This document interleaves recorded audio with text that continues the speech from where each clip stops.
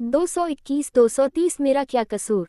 एक हफ्ते बाद ऐसे ही कुछ दिन निकल जाते हैं। नियति एक हफ्ते के लिए हॉस्पिटल में ही रहती है और उसका वहीं पर अच्छे से इलाज और देखभाल दोनों ही होती है। साथ ही आदर्श को भी काफ़ी सारी चोटें आई हुई होती हैं, जिस कारण वो भी हॉस्पिटल में नियति के साथ उसके ही रूम में होता है। और एक हफ्ते बाद डॉक्टर नियति को अच्छे से चेक करते हैं और उसे चेक करने के बाद छुट्टी दे देते हैं, जिसके बाद आदर्श और नियति दोनों ही घर के लिए निकल जाते हैं। राजपूत विला। मिताली आज सुबह से ही घर के सारे मेड से कुछ न कुछ काम करवाए ही जा रही होती है, क्योंकि एक हफ्ते बाद उनकी बेटी नियति मौत से लड़कर वापस अपने घर जो आ रही थी, जिस कारण मिताली काफ़ी ज़्यादा खुश होती है। साथ ही नियति के वेलकम के लिए सुबह से ही तैयारी कर रही होती है। और उन्हीं की तरह पीहू वो भी अपनी मम्मा और डैडी दोनों के वापस आने की खुशी में काफ़ी सारे कार्ड बना रही थी, ताकि जब उसके मोम डैड आए तो वो उन्हें उन कार्ड के जरिए बता सके वो उन दोनों से कितना प्यार करती है और उसने इन एक हफ्तों में उन दोनों को कितना ज़्यादा याद की है। और अपनी दीदी की तरह ही अंश भी उसके पास ही बैठा फूलों के साथ खेल रहा था, जो उसे उसकी दादी ने दी थी। और अभय जी और वीर दोनों ही बैठे बातें कर रहे होते हैं। सभी अपने अपने कामों में लगे होते हैं। तभी बाहर कार रुकने की आवाज़ आती है, जिसे सुनते ही सबके चेहरों पर एक प्यारी सी मुस्कान आ जाती है। और इधर आदर्श और नियति दोनों ही कार से बाहर निकल घर के दरवाजे पर आ खड़े होते हैं, जिन्हें देख मिताली दूर से ही आवाज़ लगाकर बोली, रुको रुको, अभी अंदर नहीं आना। इतना बोलते हुए ही मिताली दोनों के सामने जा खड़ी होती है और एक मेड उनके हाथ में आरती की थाली लाकर रख देती है, जिसे लेकर वो उन दोनों को ही तिलक लगाकर आरती उतारने लगती है, जिसे देख आदर्श और नियति दोनों ही मुस्कुराने लगते हैं। और आरती करने के बाद मिताली दोनों को घर के अंदर आने का बोलती है, जिसे सुन वो दोनों ही एक दूसरे का हाथ पकड़े घर के अंदर कदम रखते हैं। जिन्हें अंदर आए देख पीहू और अंश दोनों ही उन दोनों के पास आ जाते हैं, जिन्हें देख नियति थोड़ा सा नीचे झुक पीहू का माथा चूम लेती है और अंश को अपनी गोद में उठा लेती है। और अपनी मम्मा की गोद में जाते ही अंश भी अपना चेहरा अपनी मम्मा के सीने में छुपा लेता है, जिसे ऐसा करते देख नियति, ये तुम क्या कर रही हो? तुम्हें इस तरह से अंश को अपनी गोद में नहीं उठाना चाहिए, भूलो मत तुम्हारे जख्म अभी भरे नहीं है। मिताली थोड़ी परेशान होते हुए बोली, माँ हमें पता है आपको हमारी फिक्र है, और जिस तरह से आप हमारी माँ हैं ठीक वैसे ही हम भी अंश और पीहू की माँ है। और अपने बच्चे को अपने सीने से लगाने पर एक माँ के जख्म हरे नहीं होते, बल्कि उस माँ को एक अलग ही सुकून मिलता है, जिसे आप अच्छी तरह से जानती हो। नियति अपनी मासूम और प्यारी सी शकल बनाकर बोली, अच्छा अच्छा ठीक है, समझ गई मैं तेरी बातें, वैसे भी तुझसे मैं कभी जीत ही नहीं सकती हूँ। मिताली अपना मुंह बनाते हुए बोली, जिसे ऐसा करते देख नियति के होठों पर मुस्कान आ जाती है। अच्छा अब तुम दोनों अपने कमरे में जाकर फ्रेश हो जाओ, तब तक मैं तुम सबके लिए खाना भिजवाती हूँ। मिताली उन चारों को ही देखते हुए बोली, जिसे सुन नियति हाँ में अपना सर हिला देती है और अभय जी को देखती है, जो उन चारों को ही देखकर मुस्कुरा रहे होते हैं। जिन्हें देख नियति भी प्यार से उन्हें देख बोली, कैसे हो आप पापा? उद्धरण चिन्ह, हम तो ठीक बेटा, पर हमें लगता है आपकी माँ ठीक बोल रही है, अभी आपको आराम करने की ज़रूरत है। एक बार आप ठीक हो जाओ, उसके बाद हम दोनों बाप बेटी मिलकर कैरम खेलेंगे। अभय जी मुस्कुराते हुए बोले, कैरम? क्या आपको कैरम खेलना पसंद है पापा? हमें भी कैरम खेलना पसंद है। अब आप आ गए हो ना, तो देखना हम और आप मिलकर रोज कैरम खेला करेंगे। नियति काफ़ी ज़्यादा खुश होते हुए बोली, जिसे ऐसे खुश देख अभय जी मुस्कुरा देते हैं और आदर्श अपनी बीबी और बच्चों को लेकर अपने रूम में आ जाता है। रूम में आने के बाद नियति और आदर्श दोनों ही बाथरूम में जाकर साबर लेते हैं, क्योंकि दोनों ही इतने दिनों से हॉस्पिटल में रहकर बस पंच बात ही ले रहे थे, जिस कारण घर आते ही दोनों सबसे पहले नहाते हैं और तैयार होकर अपने बच्चों के पास बैठ जाते हैं।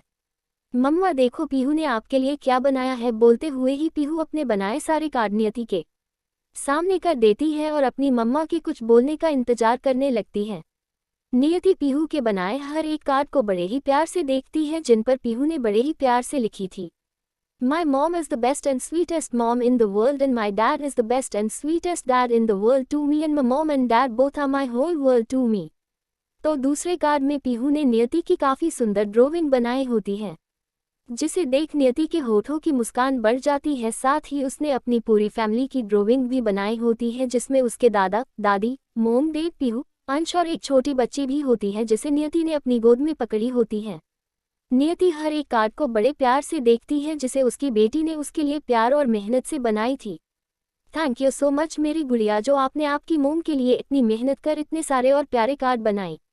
आपको नहीं पता, पर ये कार्ड हमारे लिए दुनिया के सबसे कीमती हीरो से भी ज़्यादा कीमती है, जो हमें कहीं और नहीं मिल सकते। इन कार्ड को हम हमेशा संभाल कर रखेंगे, क्योंकि ये हमारी बेटी ने हमारे लिए बनाई है। बोलते हुए ही नियति काफ़ी खुश होती है। मोम देखो ना, इस कार्ड में हमारी सारी फैमिली पूरी हो गई है। देखो दादा दादी, डेट आप में अंश और हमारी छोटी बहन, और इस कार्ड को देखो मोम, इसमें आप डेट में अंश और ये हमारी छोटी बहन और हम पांचों साथ में कितने खुश नजर आ रहे हैं ना। बोलते हुए ही पीहू काफ़ी खुश होती है, मगर पीहू के मुंह से छोटी बहन शब्द सुनकर नियति का चेहरा काला पड़ जाता है। तो वही आदर्श उस कार्ड को अपने हाथ में लेकर उसे देख मुस्कुराते हुए बोला, हाँ पीहू बेटा, आपकी छोटी बहन जो बहुत जल्दी ही हम सबके पास होगी और हम आपकी छोटी बहन के साथ मिलकर खूब सारी मस्ती करेंगे। बोलते हुए आदर्श काफ़ी खुश होता है और अपनी दीदी और पापा को खुश देख अंश भी हंसने लगता है। जब नियति उन तीनों को इतना खुश देखती है तो नियति के होठों पर एक दर्द की लकीर आ जाती है और वो अपना एक हाथ अपने पेट पर रख कुछ सोचने लगती है। तभी उसे अपने कानों में पीहू की आवाज़ सुनाई देती है, जो उससे बोली, मोम मोम, अब आप पीहू और अंश दोनों को एक छोटी बहन दे दो ना मम्मा, अब हमें भी अपनी एक छोटी और प्यारी सी बहन चाहिए। पीहू ये सब काफ़ी ज़्यादा क्यूट और प्यारा सा फेस बना कर बोली, जिसे ऐसे देख नियति मन बिल्कुल भी नहीं करता वो अपनी बेटी को ना बोलकर उदास करे। हाँ नियति, अब तो मुझे भी अपनी छोटी सी नियति चाहिए जो बिल्कुल तुम्हारी तरह ही हो, एकदम क्यूट और प्यारी सी। वैसे भी देखो ना नियति, हमारी शादी को पूरे 1 साल होने वाले हैं और ये 1 साल कैसे निकल गए कुछ पता ही नहीं चला। आदर्श की बात सुन नियति उसे हैरानी के साथ अपनी आंखें बड़ी बड़ी कर देखने लगती हैं, जिसे ऐसे हैरान देख आदर्श हंसते हुए बोला, नियति क्या तुम भूल गई, आज से ठीक 7 दिन बाद हमारी शादी की पहली सालगिरह है और हमारी शादी को पूरे 1 साल होने वाले हैं, और ये 1 साल तुम्हारे साथ कैसे बीता कुछ पता ही नहीं चला। आदर्श काफ़ी ज़्यादा खुश होते हुए बोला, आदर्श जी सच में हमें तो याद ही नहीं, हमारी शादी को पूरे 1 साल होने वाले हैं। नियति भी खुश होते हुए बोली, हाँ और मुझे अपनी शादी की पहली सालगिरह पर तुमसे एक बहुत ही ज़्यादा एक्सपेंसिव गिफ्ट चाहिए। जिसे सुन नियति आदर्श को हैरानी से देखने लगती है। नियति, मुझे हमारी शादी की सालगिरह पर बस तुमसे एक ही गिफ्ट चाहिए और वो कुछ और नहीं बल्कि हम दोनों के प्यार की निशानी, हमारी एक क्यूट और प्यारी सी बेटी चाहिए। नियति के हैरान चेहरे को देखकर आदर्श बोला, आदर्श जी पर हमारे पास तो अंश और पीहू है ना, तो फिर आप एक और बच्चा क्यों चाहते हो। नियति थोड़ा डरते हुए बोली, क्योंकि उसे डर था कहीं आदर्श उससे नाराज ना हो जाए।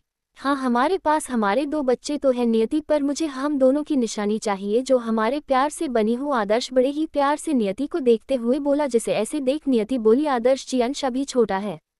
हाँ मुझे पता है तुम्हारा लाडला अभी छोटा है, पर मुझे इतनी जल्दी नहीं है, हम 6 या 7 महीने बाद इस बारे में सोच सकते हैं। आदर्श प्यार से नियति का माथा चूमकर बोला, और अपने इस परिवार को इतना खुश देख नियति में इतनी हिम्मत नहीं होती वो इन तीनों को मनाकर उनका दिल दुखा सके।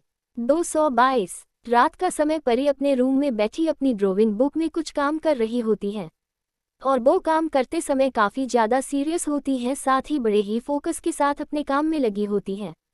परी चलो अब खाना खा लो, और जो भी काम तुम्हें करने हैं वो सारे तुम खाना खाने के बाद कर लेना। नेहा वहाँ पर आते हुए बोली, नहीं मोम अभी मेरा काम हुआ नहीं है, ना ही मैंने उसकी शुरुआत की है, बल्कि अभी तो मुझे काफ़ी कुछ करना है और काफ़ी सारी तैयारी भी करनी है, तभी तो होगा मेरा काम पूरा और मैं हो जाऊंगी अपने मकसद में कामयाब। परी बिना नेहा के तरफ देखते हुए बोली, ये तुम क्या बोल रही हो परी, तुम्हारा सारा होमवर्क तो गया है ना, तो फिर तुम्हें अब और क्या करना बाकी है। नेहा हैरानी के साथ बोली, हाँ मोम होमवर्क तो हो गया, मगर अभी काफ़ी कुछ ऐसा है जो मुझे करना बाकी है और आपको मेरी मदद करनी होगी। बोलो मोम आप मेरी मदद करोगी, जो मैं चाहती हूँ उसे हासिल करने के लिए आप मेरी मदद करोगी। बोलो ना मोम आप मेरी मदद करोगी ना।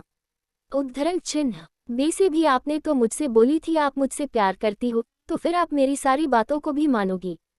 परी बिना किसी भाव के साथ नेहा से बोली, परी मैं तुमसे प्यार करती हूँ और मैं तुम्हारी सारी बातों को भी मानूंगी, अगर मुझे लगे वो सही है तो। नेहा परी के पास ही बैठते हुए बोली, मोम सही और गलत मुझे कुछ नहीं पता, मुझे बस इतना पता है, जिन लोगों के कारण मेरे डैडी की जान गई है, जिन लोगों ने मुझसे मेरे डैडी और मेरे सपने सब कुछ छीना है, मैं उनसे उनकी सांसें छीन लेना चाहती हूँ।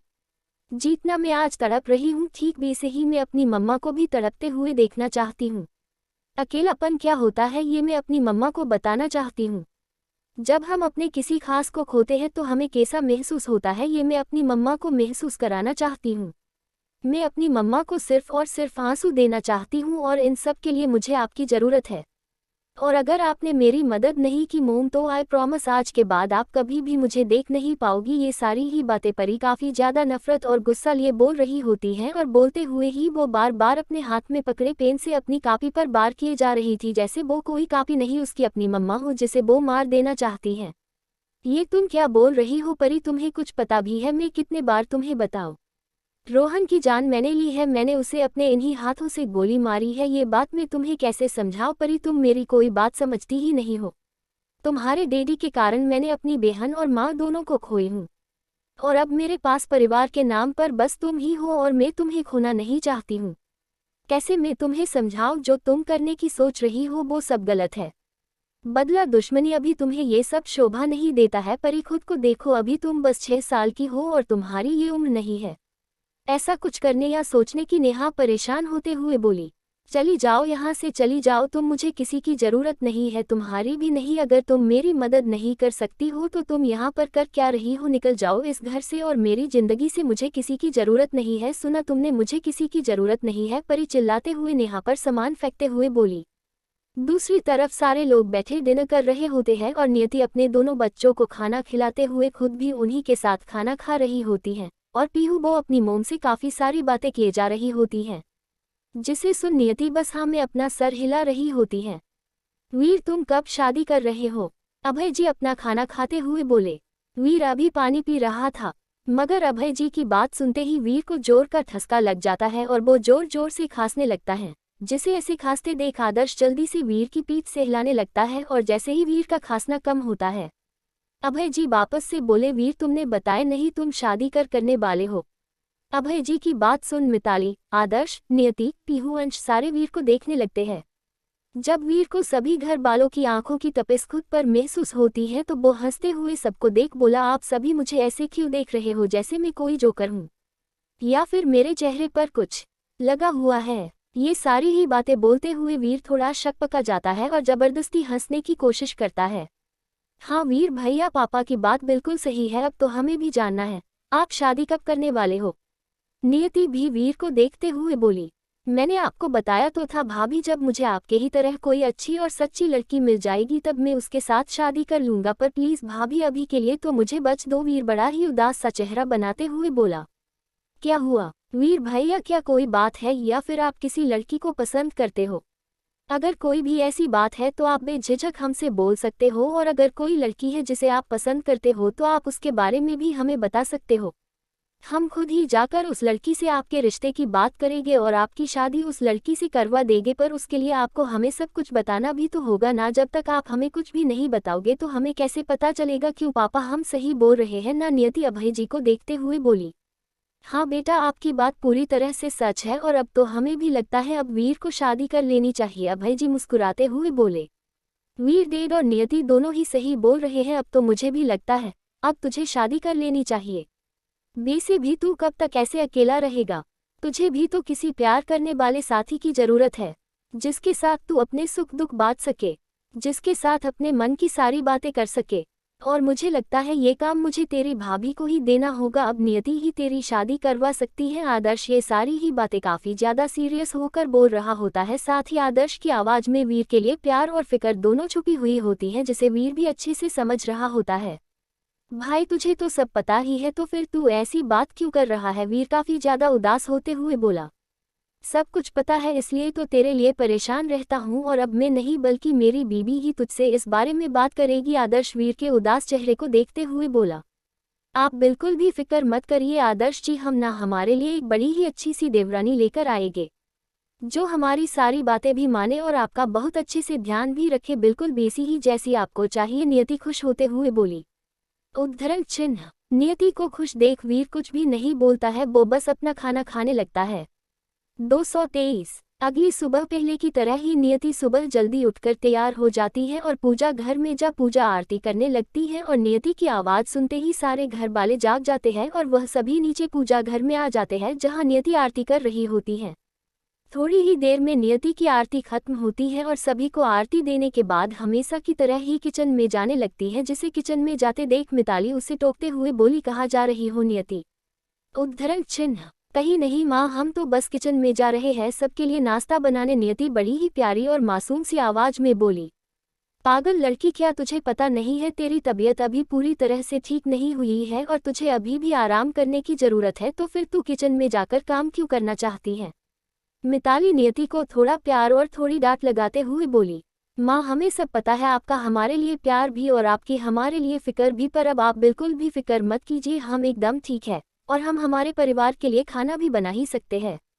और प्लीज़ माँ, अब आप इतने से काम के लिए हमें मना मत करना, आपको तो पता ही है ना हमें हमारे बच्चों, आदर्श जी, वीर भैया और आपके लिए खाना बनाना कितना पसंद है, और अब तो पापा भी हमारे साथ हैं और पापा आज पहली बार हमारे हाथों से बने खाने को खाने वाले हैं, तो प्लीज़ ना माँ, आप हमें मना मत करो ना। नियति बड़ा ही क्यूट और प्यारा सा फेस बनाते हुए बोली, जिसे ऐसे देख मिताली का मन करता है वो अभी ही अपनी बेटी पर ढेर सारा प्यार और दुलार लुटाए, मगर वो खुद की भावनाओं को रोक नियति से बोली, ठीक है, तुम्हें जो भी बनाना है बनाओ, मगर खाना बनाने में तुम्हारी मदद से इफ़ भा करेगा, जो बस बिना काम के ही पैसे लेता है, इसी बहाने कम से कम वो थोड़ा तो काम करे। मिताली मुस्कुराते हुए बोली, जिन्हें ऐसे देख नियति जल्दी से मिताली के गले लग बोली, आप ना दुनिया की सबसे प्यारी और अच्छी माँ हो, जो हमें ढेर सारा प्यार देती हैं और हम खुद भी आपसे ढेर सारा प्यार करते हैं। इतना बोल वो जल्दी से मिताली के गाल पर किसकर वहां से भाग जाती है, जिसे ऐसे भागते देख मिताली हंसते हुए खुद से ही बोली, पूरी की पूरी बच्ची ही रखी है, पता नहीं कब बड़ी होगी ये लड़की। बोलते हुए वो मुस्कुरा रही होती है। की आवाज करते हुए अभय जी वहां पर आ खड़े होते हैं, जो मिताली को देख बोले, बेसे आपको नहीं लगता मिताली, आपको अपनी बेटी से कुछ सीखना चाहिए? अभय जी थोड़ा शरारती मूड में आते हुए बोले, अच्छा जी, तो बताए मुझे मेरी ही बेटी से क्या सीखना चाहिए? मिताली भी मुस्कुराते हुए बोली, आपको अपनी बेटी से ज़्यादा कुछ नहीं, बस इतना ही सीखना चाहिए। बोलते हुए ही वो रुक जाते हैं और मुस्कुराते हुए मिताली को देखने लगते हैं, जिन्हें ऐसे देख मिताली थोड़ा चिढ़कर बोली, अब बताए भी मुझे क्या सीखना होगा अपनी ही बेटी से? ज़्यादा कुछ नहीं मिताली, बस आप इतना सीख लो, अपने पति को कभी खुद अपने हाथों से बनाया खाना खिला दो, बस इतना सा और कुछ नहीं। अच्छा जी, तो आपको मेरे हाथों से बनाया गया खाना खाना है? मिताली भी मुस्कुराते हुए बोली, नहीं बिल्कुल नहीं, हमें अच्छे से पता है आपके हाथों से बने खाने का क्या स्वाद है और उस स्वाद को तो हम चाह कर भी भुला नहीं सकते हैं। हमें आज भी वो स्वाद याद है जब आपने पहली बार किचन में जाकर काम किए थे, और उस समय किचन की जो हालत आपने की थी उससे तो कभी भुलाया ही ना जा सकता है, ना ही आपके हाथों से बना जला भुना खाना उसे भुलाया जा सकता है। इतना बोल अभय जी जोरों से हंसने लगते हैं, जिन्हें ऐसे हंसते देख मिताली का चेहरा गुस्से से लाल हो जाता है और वो बिना कुछ बोले ही अपना मुंह फुलाए बाहर से चली जाती है। जिन्हें ऐसे जाते देख अभय जी हंसने लगते हैं, डेड आपको नहीं लगता आपको जाकर अपनी बीबी को मनाना चाहिए? मगर आप तो यहाँ पर ऐसे हंस रहे हो जैसे आपको किसी ने कोई जोक सुनाया हो। आदर्श और वीर दोनों दूर खड़े मिताली और अभय जी की बातों को सुन रही थे और अपने डेड के मुंह से अपनी मोम के हाथों से बने खाने की तारीफ सुन वीर और आदर्श दोनों ही एकदम हैरान होते हैं।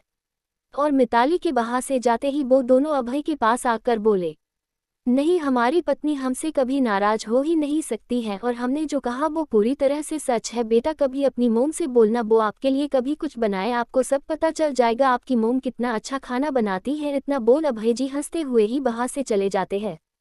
करीब 1 घंटे बाद सारे लोग डाइनिंग एरिया में अपनी अपनी चेयर पर बैठे होते हैं और एक मेड सभी को नाश्ता सर्व कर रहा होता है।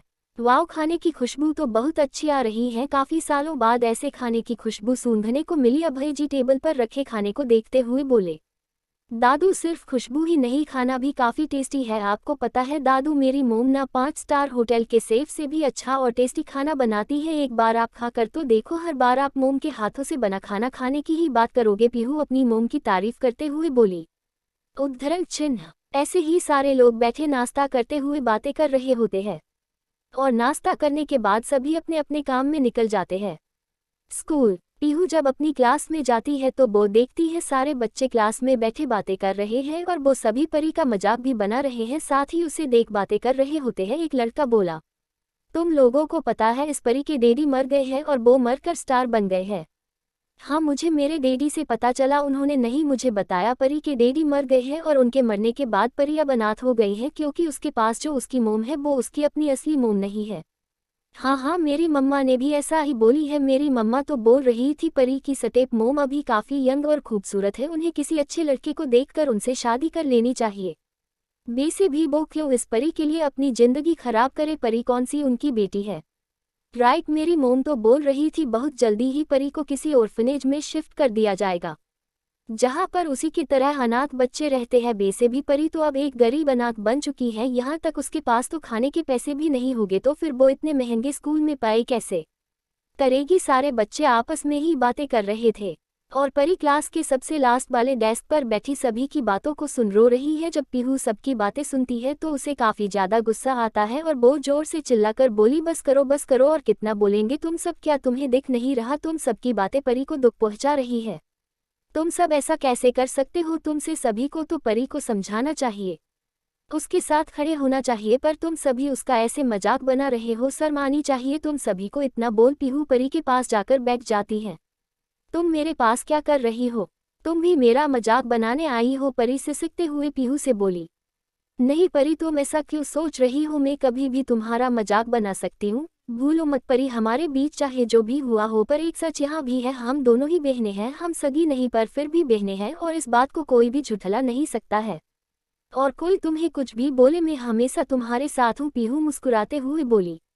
परी अपनी रोती हुई आंखों के साथ पीहू को देख रही होती है और उसे देख वो कुछ भी नहीं बोलती, बस अपनी नजरें फेर लेती है। जिसे ऐसा करते देख पीहू को काफी बुरा लगता है, पर वो कुछ कर नहीं सकती थी और थोड़ी ही देर में वहां पर टीचर आ जाती है जो अपनी क्लास लेने लगती है।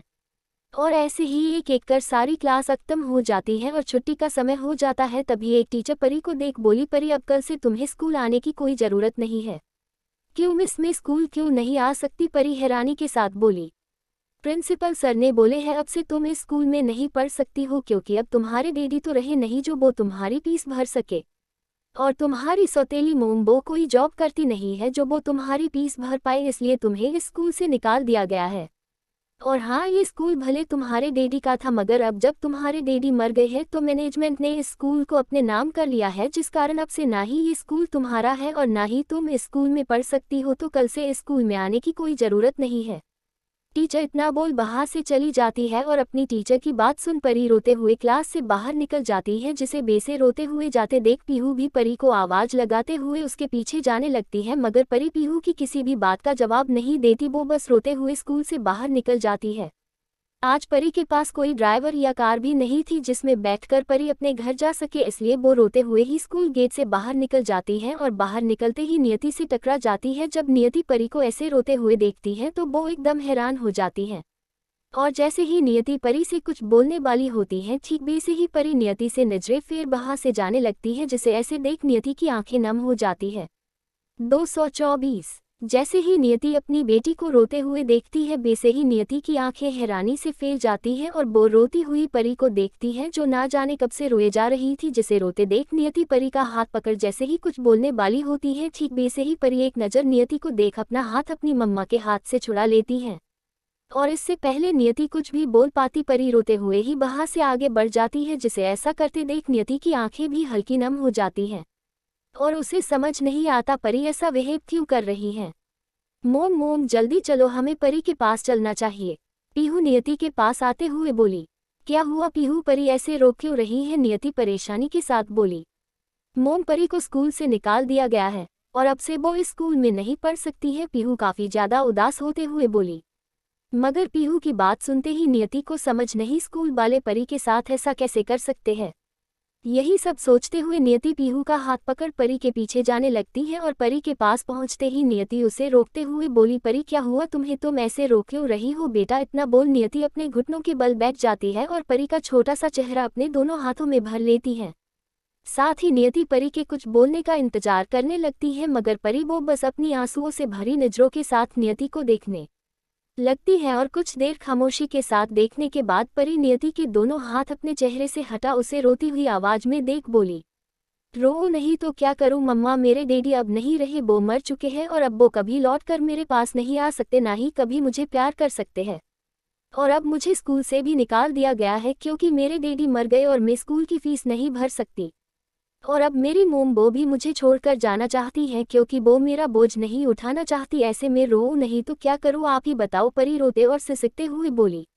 मगर परी की बात सुन नियति को अपने सीने में काफी तेज दर्द महसूस होता है और उसकी भी आंखें झलक पड़ती है। और वो जैसे ही कुछ बोलने वाली होती है वैसे ही परी नियति से बोली, ठीक है मम्मा, अब मैं घर जा रही हूँ, आप अपना ध्यान रखना। इतना बोल परी आगे बढ़ जाती है।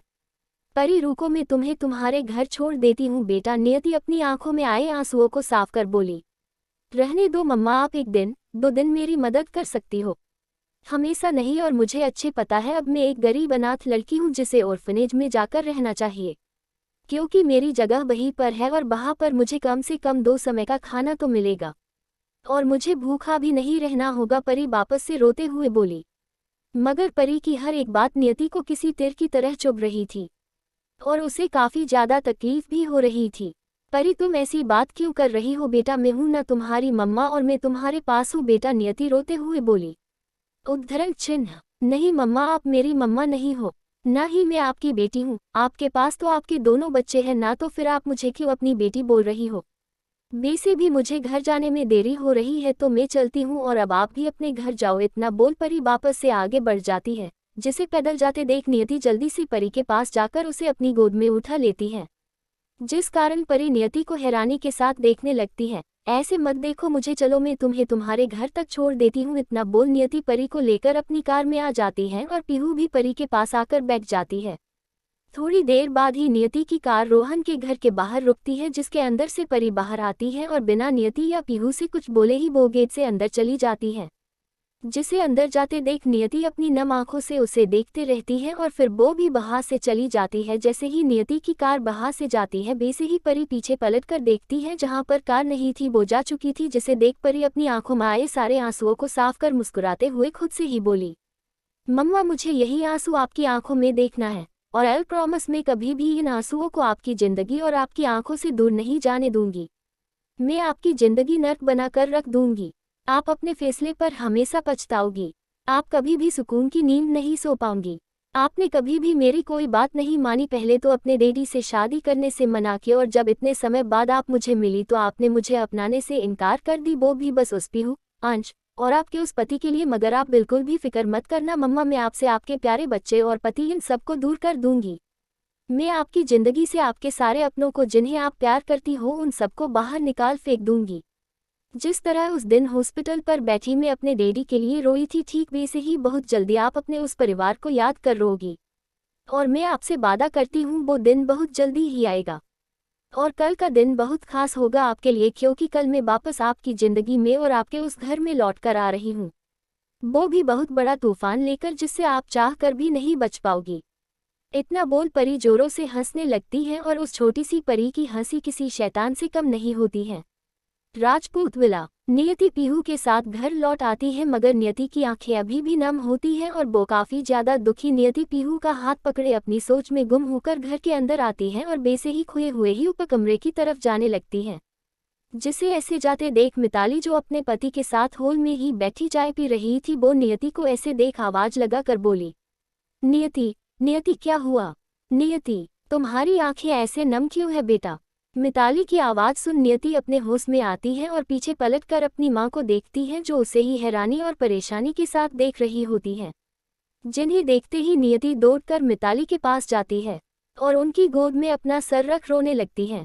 जिसे ऐसे इस तरह से रोते देख मिताली डर जाती है। क्या हुआ नियति बेटा, तुम ऐसे रो क्यों रही हो, क्या किसी ने तुमसे कुछ बोला या किसी ने तुम्हें परेशान किया, क्या हुआ बेटा बोलो ना, ऐसे रो क्यों रही हो। मिताली काफ़ी ज़्यादा परेशानी के साथ बोली, दादी मैं आपको बताती हूँ मोम ऐसे रो क्यों रही है। इतना बोल पीहू स्कूल में जो भी हुआ सारी बात मिताली को बता देती है, जिसे सुनने के बाद मिताली को भी परी के लिए काफ़ी बुरा लगता है और वो प्यार से नियति के बालों पर हाथ फेरते हुए बोली, नियति बेटा इस तरह से रोते नहीं है बेटा, मुझे पता है तुम्हें परी के बुरा लग रहा है और लगे भी क्यों ना, बेटी है वो तुम्हारी जन्म दिया है तुमने उसे और कोई भी माँ अपने बच्चे को तकलीफ में नहीं देख सकता है, फिर बच्चा चाहे कैसा भी हो। और परी तो अभी काफ़ी छोटी है, उम्र ही क्या है उसकी, अभी बस 6 साल और इतनी कम उम्र में इतना सब देखने के कारण उसके कोमल मन पर काफ़ी बुरा असर पड़ सकता है बेटा। और मुझे लगता है तुम्हें परी को यहाँ इस घर पर ला लेना चाहिए। परी तुम्हारी बेटी है बेटा और तुमने उसे जन्म दी हो और तुम कैसे अपनी बेटी को इस तरह से छोड़ सकती हो, तुम्हें परी को यहाँ पर ला लेना चाहिए। मिताली प्यार से समझाते हुए बोली। हम भी चाहते हैं माँ हम परी को इस घर में ले आए, पर पिछली बार जब परी आई थी तब उसने कितना कुछ नहीं की थी, जिस कारण हमें डर भी है माँ कहीं परी वापस से कुछ ऐसा ना कर बैठे जिसके लिए हम कभी खुद को चाहकर भी माफ़ ना कर पाए। हमारा दिल तो हमसे बोल रहा है हम परी को ले आए, पर हमारा दिमाग हमें इस बात की इजाज़त नहीं देता है। हम उलझ चुके हैं माँ, हमें कुछ भी समझ ही नहीं आ रहा, हम करें तो करें क्या, हमें सच में कुछ समझ ही नहीं आ रहा। नियति रोते हुए ही बोली, मैं तुझे समझ रही हूँ बेटा, इस समय तू किस कश्मकश में उलझी हुई है, पर मैं तो तुझे इतना ही बोलूँगी, जब दिल और दिमाग दोनों ही अलग अलग बातें करे तो सब कुछ हालत पर छोड़ देना चाहिए। और तू भी बस वैसा ही कर, तुझे ज़्यादा कुछ भी सोचने की ज़रूरत नहीं है।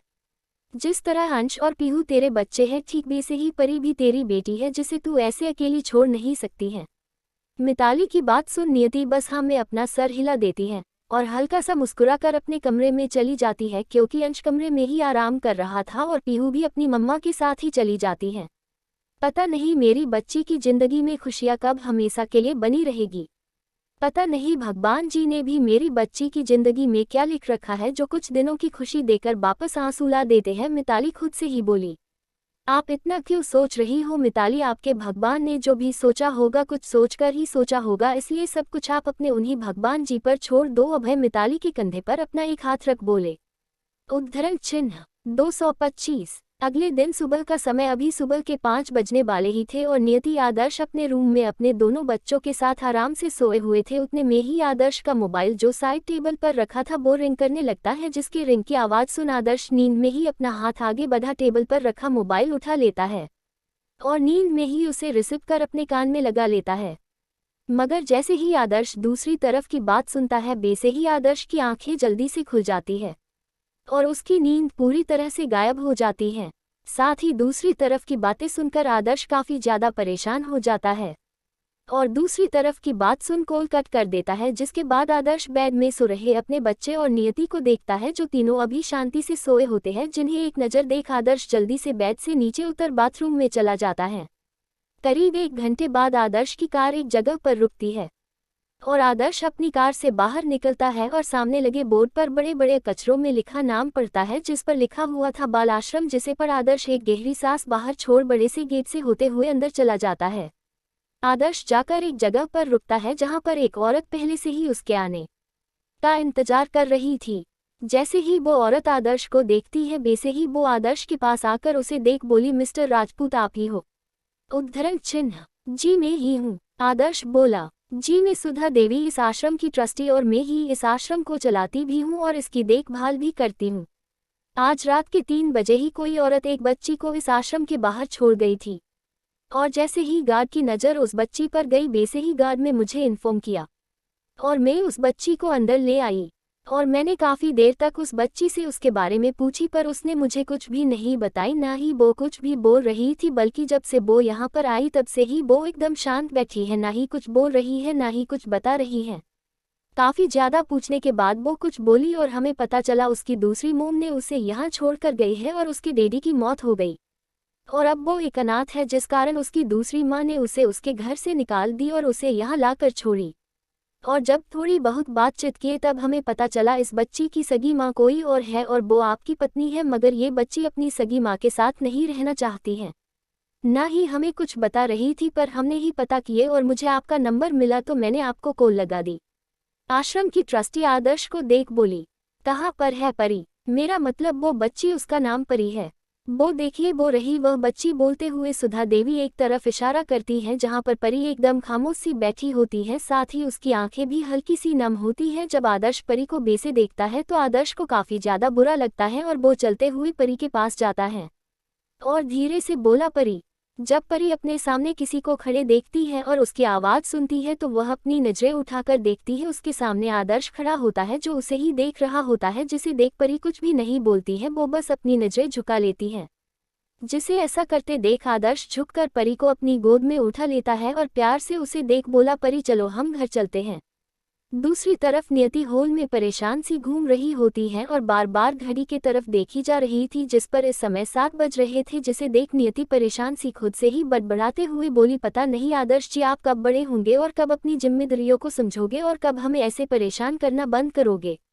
एक बार आप घर तो आ जाइए, उसके बाद हम अच्छे से आपकी खबर लेते हैं। हम आपकी आज इतनी पिटाई लगाएंगे, जिसे देख आप कभी भी ऐसे बिना बताए हमें कहीं जाओगे ही नहीं। नियति खुद से ही बड़बड़ाए जा रही थी और खुद ही परेशान हो रही थी।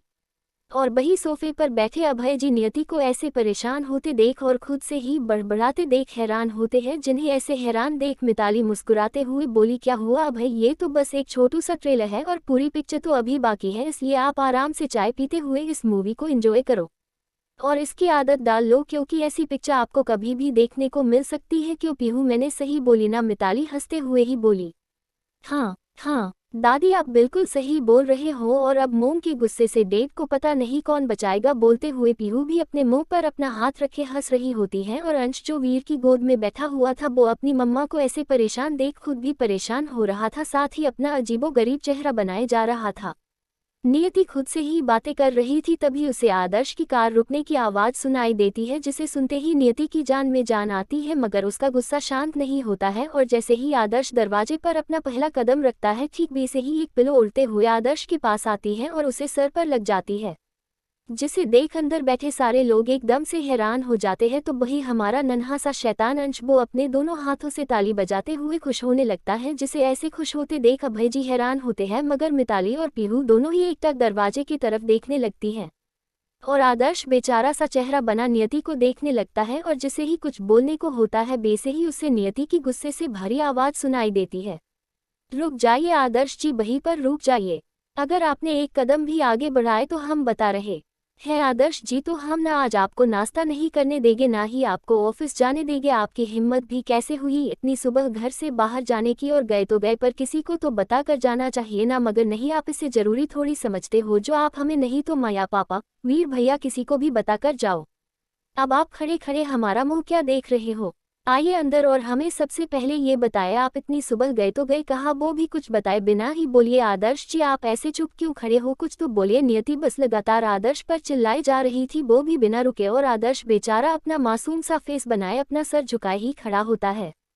जब नियति देखती है आदर्श हमेशा की तरह ही एकदम शांत खड़ा है और वो कुछ भी नहीं बोल रहा, जिसे देख नियति थोड़ा सा शांत हो जाती है और थोड़ी नरमी के साथ बोली, आदर्श जी बताए आप कहाँ गए थे, वो भी इतनी सुबह? आपको पता भी है जब हमने आपको कमरे में और घर में नहीं देखे तो हम कितने ज्यादा डर गए थे और हमें बहुत ज्यादा डर लग रहा था। पता नहीं आप कहाँ होगे, कैसे होगे, मगर आपको इन सब से क्या आपने एक बार भी ये जरूरी नहीं समझे आप एक मैसेज या कॉल कर बता ही दे। नियति, मुझे तुम्हें कुछ बताने का समय ही नहीं मिला और मैं चला गया, उसके लिए सॉरी, मगर मेरा जाना जरूरी था। इतना बोल आदर्श, जिसने अपने पीछे परी को खड़ा कर रखा था, उसे वो सामने कर देता है और जैसे ही नियति की नज़र परी पर जाती है, वैसे ही नियति एकदम हैरान हो जाती है। 226। जैसे ही नियति अपने सामने परी को देखती है, वैसे ही वह काफ़ी ज़्यादा हैरान हो जाती है और उसी हैरानी के साथ वह कभी आदर्श को देखती तो कभी परी को देखती, जो अपनी नजरें झुकाए आदर्श का हाथ पकड़े खड़ी होती है। और नियति के साथ ही मिताली, पीहू, वीर, यहाँ तक अंश भी हैरानी के साथ आदर्श और परी को देख रहे होते हैं। तभी आदर्श परी का हाथ पकड़े घर के अंदर आता है और नियति को देखता है, जो उसे ही हैरानी के साथ देख रही होती है, जिसे देख आदर्श उसे सारी बात बता देता है, किस तरह से उसे कॉल आया और वो क्यों बिना बताए ही घर से चला गया। आदर्श हर एक बात नियति और घर वालों को बता देता है। जब नियति को सारी बात पता चलती है, उसकी बेटी को एक अनाथ आश्रम ले जाकर छोड़ा गया था, ये जानकर नियति काफी ज्यादा दुखी होती है, साथ ही उसका दुख उसकी आंखों से आंसू बन बाहर बहने लगता है और नियति जल्दी से अपने घुटनों पर बैठ परी को कसकर अपने गले से लगा लेती है। अपनी मम्मा के गले लग परी को भी काफी सुकून मिलता है, मगर उसके अंदर पनप रही नफरत उसे अपनी मम्मा का प्यार नहीं दिखा रही थी, बल्कि परी को नियति का प्यार भी बस एक धोखा और फरेब ही लग रहा था, जिस कारण परी नियति से कुछ भी नहीं बोलती है, बल्कि वो खुद से ही नियति को खुद से अलग कर देती है। जिसे ऐसा करते देख नियति हैरान नजरों के साथ अपनी बेटी को देखने लगती है। मुझे यहाँ पर नहीं रहना है मम्मा, मुझे वापस ऑर्फनेज ही छोड़ दो। मैंने अंकल से बोली भी थी, मगर अंकल ने मुझे यहाँ अपने साथ ले आए, पर मम्मा मुझे यहाँ पर नहीं रहना है, आप मुझे उसी आश्रम में ले जाकर छोड़ दो ना मम्मा, प्लीज़ मम्मा। परी बड़ी ही मासूमियत के साथ उदास सा चेहरा बनाकर बोली, मगर परी की बात सुनते ही नियति की आंखों में नमी तैर जाती है और वो अपने भरे हुए गले के साथ बोली, क्यों परी, क्या हुआ बेटा, क्या तुम्हें अपनी मम्मा के साथ नहीं रहना है क्या? अब तुम अपनी मम्मा से प्यार नहीं करती? उद्धरण चिन्ह। करती हूँ मम्मा, मैं आपसे काफ़ी सारा प्यार करती हूँ, मगर मम्मा मैं नहीं चाहती मेरे कारण आपको या आपके घर वालों को कोई भी परेशानी हो। बे से भी पहले ही मैंने आपको काफ़ी निराश की हूँ और अब मैं बेसा कुछ भी नहीं करना चाहती। बे से भी मेरे डैडी के मरने के बाद मैं अनाथ हो चुकी हूँ और एक अनाथ की असली जगह एक अनाथ आश्रम ही होता है, तो आप मुझे वहीं पर छोड़ आओ जहाँ से अंकल मुझे अपने साथ ले आए हैं। परी ये सारी ही बातें काफ़ी ज़्यादा उदास और मायूसी के साथ बोलती है, साथ ही बोलते समय उसकी आंखों में आंसू होते हैं। परी मैंने तुम्हें कहा ना बेटा, तुम अनाथ नहीं हो, तुम्हारी मम्मा है तुम्हारे पास और मैं तुम्हारे डैडी की जगह तो नहीं ले सकता बेटा, पर हाँ मैं तुमसे ये वादा जरूर करता हूँ, मैं कभी भी तुम्हें तुम्हारे डैडी की कमी महसूस नहीं होने दूंगा। आदर्श प्यार से परी के सर पर हाथ फेरते हुए बोला। हाँ परी, पहले जो भी हुआ उसे भूल जाओ, मैंने भी सब भुला दिया है और अब से हम दोनों बहनें एक साथ खुशी खुशी रह सकते हैं। प्लीज़ परी मान जाओ ना और हमारे साथ ही रहो। पीहू बड़ी ही मासूमियत के साथ क्यूट सा फेस बनाकर बोली, जिसे ऐसे क्यूट सा फेस बनाते देख परी कुछ सोचकर हमें अपना सर हिला देती है, जिसे देख पीहू, नियति, आदर्श तीनों मुस्कुरा देते हैं। कुछ समय बाद सारे घर वाले बैठे आपस में बातें कर रहे होते हैं। भाभी आपकी शादी में तो मैं नहीं था, पर हम अभी जो पार्टी होने वाली है आप दोनों की फर्स्ट वेडिंग एनिवर्सरी की, उसकी सारी तैयार आप दोनों मुझ पर छोड़ दो, मैं काफ़ी अच्छे से सारी तैयारी भी कर लूँगा और पार्टी में चांद भी लगवा दूंगा। वीर काफ़ी ज़्यादा खुश होते हुए बोला। वीर तुम्हारी बात बिल्कुल सही है, जब आदर्श और नियति बेटा की शादी हुई तब हम भी हमारे बेटे और बहू के पास नहीं थे, न ही हमने इनकी शादी देखी थी, पर अब जब हम हमारे अपने परिवार के साथ हैं तो हम भी अपने बच्चों की शादी की पहली सालगिरह अच्छे से मनाना चाहते हैं। और इतना ही नहीं, हम शहर के सारे बड़े और अमीर लोगों को इस पार्टी में इनवाइट करेंगे, साथ ही अपने दोस्तों को भी, ताकि उन्हें भी तो पता चले अभय राजपूत क्या है और उनके घर की पार्टी कितनी भव्य होती है। अभय जी वीर की बातों को सुनकर बोले। वीर भैया, पापा आप दोनों को जैसा सही लगे वैसा ही होगा और आप दोनों के किसी भी फैसले से आदर्श जी और हम दोनों ही खुश हैं। वैसे भी काफ़ी समय बाद हमारा सारा परिवार एक साथ आया है और ये हमारे परिवार के लिए खुशी की बात है और इसी खुशी में पार्टी तो बनती ही है। नियति भी काफ़ी खुश होते हुए बोली। और जैसे ही अंश अपनी मम्मा की बात सुनता है वैसे ही अंश जोर जोर से अपने हाथ से ताली बजाने लगता है और मम्मा मम्मा बोलने लगता है, जिसे इतना खुश देख नियति प्यार से अपने बेटे के माथे को चूम लेती है और उसका सर अपने सीने से टिका लेती है और अंश भी अपनी मम्मा को अपने दोनों हाथों से हक कर अपनी आंखें बंद कर लेता है, जिसे ऐसा करते देख पीहू उसे घूर कर बोली, नौटंकी कहीं का, जब देखो तब मेरी मोम से चिपका रहता है, जैसे मोम तुम्हारी ही है मेरी नहीं। इतना बोल पीहू अपना मुंह बना लेती है और पीहू की बात सुन सभी लोग मुस्कुरा देते हैं, मगर परी जो सबके साथ एकदम शांति से बैठी होती है और वो सभी की बातों को काफ़ी ध्यान से सुन रही होती है और पार्टी का नाम सुनते ही परी अंदर ही अंदर खुश होने लगती है और कुछ सोचकर अंदर से शैतानों की तरह हंस भी रही होती है, मगर वो कोई भी भाव अपने चेहरे पर नहीं लाती है, बल्कि वो ऐसे बिहेव करती है जैसे वो काफ़ी ज़्यादा दुखी हो। दूसरी तरफ मुंबई से दूर भोपाल, कहा गई गोलू की दादी, जल्दी से यहाँ आओ और देखो मैं क्या लाया हूँ। बोलते हुए ही एक मिडिल एज आदमी घर के अंदर आता है। आ रही हूँ गोलू के दादा, आप इतना शोर क्यों मचा रहे हो और ऐसा भी क्या ला लिए जो आप इतना चिल्ला रहे हो। बोलते हुए ही किचन से एक मिडिल एज औरत बाहर आती है। ये लो गोलू की दादी, मैं मार्केट से आ रहा था तो तभी मुझे एक दुकान में गर्मा गर्म समोसे और जलेबी दिखी, तो देखो मैं हम सबके लिए ले आया। बोलते हुए वो आदमी अपने हाथ में पकड़ा पैकेट उस औरत को दे देता है, जिसे लेकर वो औरत किचन में चली जाती है और उस आदमी की बात सुन एक लड़का जिसकी उम्र यही 30-32 साल होगी, वो भी आकर पास में लगे दूसरे सोफे पर बैठ जाता है और उसके ही साथ एक 5 साल का छोटा बच्चा भी आकर बैठ जाता है, जो अपने दादू को देख बोला, क्या हुआ दादू, आप मेरे लिए क्या लेकर आए हो। तुम्हारे दादू तुम्हारे लिए देखो बेटा जलेबी और समोसे लाए हैं, लो खाओ इसे। इतना बोल वो औरत जैसे ही उस बच्चे को समोसे की प्लेट देती है, वैसे ही एक लड़की जो 28-29 साल की होगी वो वहां पर आकर उनका हाथ रोक बोली, ये आप क्या कर रही हो। मम्मी मैंने कितनी बार आपसे और पापा से कहा है, आप दोनों को जो खाना है खाओ, जो करना है करो, मगर मेरे बेटे को इस तरह सड़क से उठाई हुई चीजें मत खिलाया करो। और तुम क्या बैठे देख रहे हो, क्या तुम्हें पता नहीं मुझे ये सब बिल्कुल भी पसंद नहीं है। कोई भी आकर मेरे बेटे को सड़क से उठाया कुछ भी खिलाए, मगर तुम्हें मेरी कोई भी बातें समझ आए तब ना। वो लड़की उस औरत के हाथ से जलेबी और समोसे की प्लेट छीनकर उसे अलग रख बोली, ये तुम कैसी बात कर रही हो बहू, गोलू तुम्हारा बेटा ही नहीं हमारा पोता भी है और उसे हम कोई खराब चीजें थोड़ी खिलाएंगे। मिस्टर शर्मा बोले, आप तो रहने ही दीजिए पापा, आपको कितना भी कुछ बोल लो आपको कुछ सुनाई दे तब ना। कितनी बार बोली हूँ आपसे और सासू मोम से, आप दोनों मेरे गोलू से दूर रहा करो, मगर आप दोनों को मेरी बात समझ आए तब ना। यहाँ तक आपका ये बेटा भी आपकी ही तरह है। कितनी बार इससे बोली मैं हम यहाँ से कहीं और जाकर रहते हैं अपने बेटे के साथ, मगर ये मेरी बात सुनता ही नहीं। मेरी तो किस्मत ही खराब है जो ऐसे घर में मैंने शादी की जहाँ पर मेरी कोई इज्जत ही नहीं है। बोलते हुए ही वो लड़की रोना सा चेहरा बना लेती है। तुम ऐसा क्यों बोल रही रीमा, हम दोनों की शादी तुम्हारी मर्जी से ही तो हुई है, फिर तुम ऐसा क्यों बोल रही हो? रमेश अपनी पत्नी से बोला। ऐसा क्यों बोल रही, क्या तुम्हें दिखाई नहीं देता मैं और मेरा बेटा हम दोनों इस घर में बिल्कुल भी खुश नहीं है, मगर तुम्हें कुछ समझ आए तब ना। और अब मैं तुम्हें साफ साफ बोल रही हूँ, अब मैं और मेरा बेटा गोलू हम दोनों ही इस घर में नहीं रहने वाले हैं। हम दोनों यहाँ से जा रहे हैं क्योंकि अब मैं और रोज रोज तुम्हारी माँ की बातें नहीं सुन सकती, ना ही तुम्हारे पिता की सेवा कर सकती हूँ। अब तुम्हें अपने माँ बाप के साथ रहना है या बीबी बच्चे के साथ, ये तुम खुद डिसाइड कर लो, क्योंकि अब मैं और इस घर में नहीं रह सकती हूँ। बोलते हुए ही रमेश की पत्नी अपने कमरे में गुस्से से चली जाती है, साथ ही वो अपने बेटे को भी अपने साथ ही ले जाती है।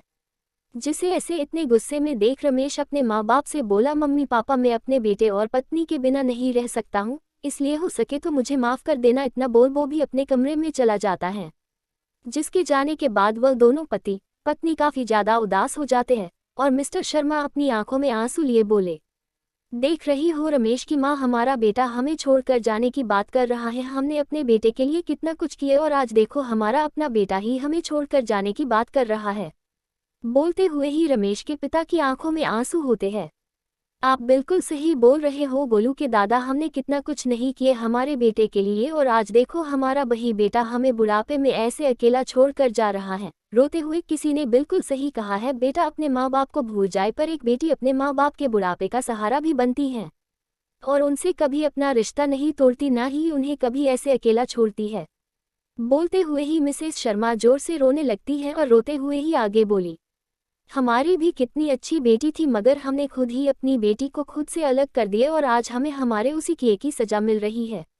अगर हमने हमारी बेटी को अपने घर से नहीं निकाले होते और उसका साथ दिए होते तो आज वो हमारे साथ होती और हमें कभी भी ऐसे अकेला छोड़कर नहीं जाती। बोलते हुए ही वो जोरों से रोने लगती है और अपनी पत्नी की बात सुन मिस्टर शर्मा भी रोते हुए बोले, तुम बिल्कुल सही बोल रही हो। हमने हमारी बेटी को लड़की समझकर कभी वो प्यार नहीं दिया जो हमने अपने बेटे को दिया, मगर आज देखो हमारा वही बेटा हमें छोड़कर जाने की बात कर रहा है। काश हम अपनी बेटी को कभी खुद से अलग ना किए होते। बोल वो रोने लगते हैं। 227 राजपूत विला। रात का समय परी पीहू के कमरे में खिड़की के पास बैठी कुछ सोच रही होती है और सोचते हुए ही परी अपनी सोच में इतनी गुम हो जाती है जो उसे होश ही नहीं रहता। पीहू कब से बस उसे ही देख रही है और जब पीहू देखती है परी कुछ बोल ही नहीं रही है, तब पीहू परी के कंधे में अपना एक हाथ रख उसे हिलाते हुए बोली, परी परी क्या हुआ परी, तुम क्या सोच रही हो? कुछ भी तो नहीं पीहू, मैं कुछ भी नहीं सोच रही। परी पीहू के हिलाने पर अपने होश में आते हुए बोली, अच्छा अगर तुम कुछ सोच नहीं रही हो तो फिर तुम्हारा ध्यान कहाँ पर है? पीहू परी को ध्यान से देखते हुए बोली, पीहू क्या तुम मुझसे अभी भी नाराज हो? तुम मुझे मेरी सारी गलतियों के लिए माफ़ नहीं कर सकती? क्या हम दोनों वापस से दोस्त नहीं बन सकते जैसे हम पहले थे? मुझे सच में अपने किए पर काफ़ी ज़्यादा अफसोस है और अब मैं अपनी सभी गलतियों को सुधारना चाहती हूँ।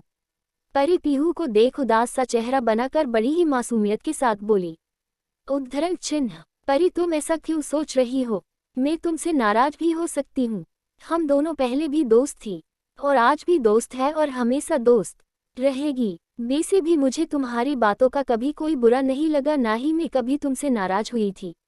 वैसे भी हम दोनों बहनें हैं, एक बहन अपनी दूसरी बहन से नाराज थोड़ी होती है। पीहू मुस्कुराते हुए बड़े ही प्यार से परी को देख बोली, तुम बहुत अच्छी हो पीहू, तुम सच में काफ़ी अच्छी हो। बोलते हुए परी पीहू के गले लग जाती है और पीहू भी परी को प्यार से अपने गले से लगा लेती है और पीहू के गले लग परी अपने मन में बोली, हाँ तुम सच में काफ़ी अच्छी हो पीहू, पर मेरे लिए तुम्हारी वह मोम और वह खूनी देव, तुम सभी काफ़ी ज़्यादा बुरे हो। तुम सभी बहुत गंदे हो। तुम सबने मिलकर मुझसे मेरे डैडी को छीना है।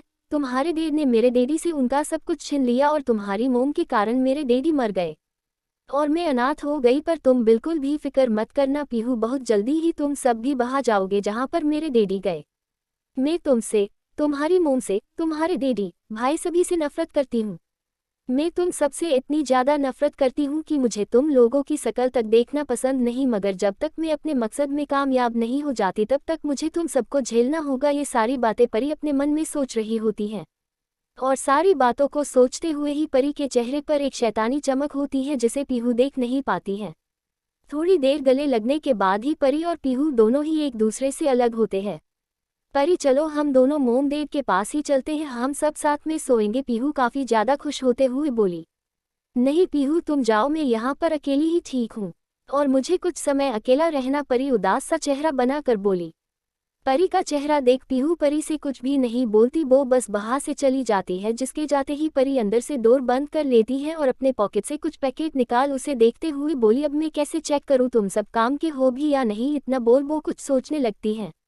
मिताली का रूम। मिताली और अभय जी दोनों अपने कमरे में बैठे आपस में बातें कर रहे होते हैं। मिताली का सर अपने पति के कंधे पर होता है और अभय ने भी मिताली का एक हाथ अपने हाथ में थाम रखे होते हैं।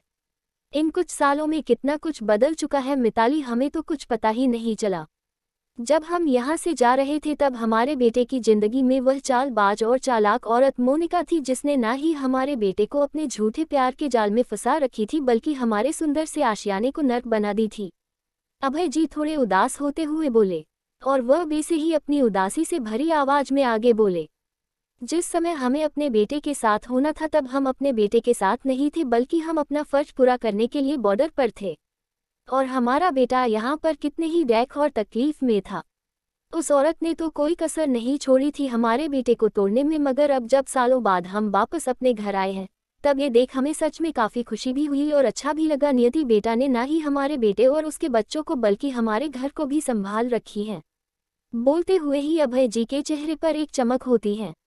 आप बिल्कुल सही बोल रहे हो अभय, नियति ने ना ही मकान को घर बनाई है बल्कि उसने हम सबको एक साथ जोड़े रखी है। अगर नियति की जगह कोई और होती तो वह शायद कभी भी ऐसा नहीं करती, ना ही वह हमारे बच्चों को माँ का प्यार देती, ना ही हमारे बेटे से सच्चा प्यार करती। उद्धरण चिन्ह। बल्कि जो भी लड़की हमारे बेटे की जिंदगी में आती वह सिर्फ राजपूत परिवार की बहू बनने के मकसद से आती, ना कि हमारे बेटे की पत्नी। बोलते हुए ही मिताली थोड़ी उदास होती है मगर उस उदासी की जगह उनके चेहरे पर तुरंत ही एक चमक आ जाती है और वह वैसे ही चमक के साथ बोली, कितने अभागन होंगे वह माँ बाप जिसने मेरी फूल सी बच्ची को अपने घर से निकाल दिए और उसे दर दर की ठोकर खाने पर मजबूर किए। मगर कहते हैं ना जो भी होता है अच्छे के लिए ही होता है, तभी तो देखो ना भगवान ने नियति को सीधे मेरी झोली पर डाल दिए और मुझे एक बहू के रूप में बेटी दे दिए।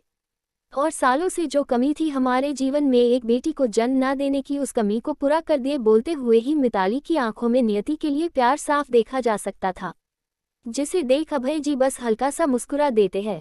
दूसरी तरफ नियति अंश को लोरी सुनाकर सुला देती है और आदर्श पीहू को अपने सीने से लगाए उसकी पीठ थपथपाते हुए सुला देता है। और जब दोनों ही बच्चे सो जाते हैं तब नियति अंश के साइड पिलो लगाकर बाहर से उठ आदर्श के पास आकर लेट जाती है। इस समय नियति का सर आदर्श के सीने पर होता है और आदर्श के दोनों हाथों ने अपनी प्यारी सी पत्नी को अपनी बाहों में भर रखे होते हैं। नियति अपनी दोनों आंखें बंद कर बोली, आदर्श जी जब हमारी शादी हुई थी तब वो शादी हम दोनों के लिए बस एक समझौता थी, क्योंकि आपने और हमने शादी बस बच्चों के लिए किए थे। मगर साथ रहते हुए कब आप और हम दोनों ही एक दूसरे से प्यार कर बैठे और एक दूसरे से कुछ बोले बिना ही एक दूसरे को समझने लगे, पता ही नहीं चला। और आज हमारी समझौते की शादी, उसमें प्यार भी है और सच्चाई भी है और हम दोनों ही अपने रिश्ते में पूरी तरह से ईमानदार भी है। और हम सोच रहे थे आदर्श जी। बोलते हुए ही नियति रुक जाती है और प्यार से आदर्श की आंखों में देखने लगती है।